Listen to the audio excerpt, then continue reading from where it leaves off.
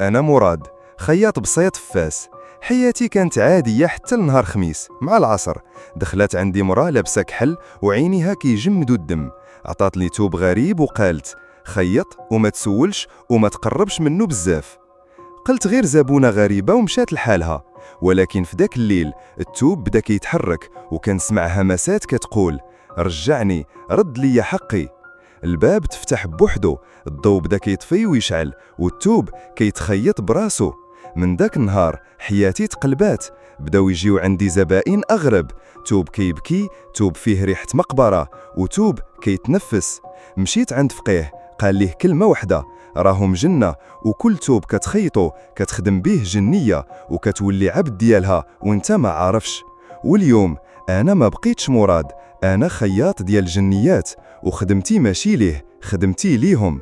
وها أنا كنقول لكم: واش إلا جا عندك شي حد وقال ليك خيط وما تسولش، واش غادي تخيط ولا تهرب؟ القصة الكاملة في أول تعليق.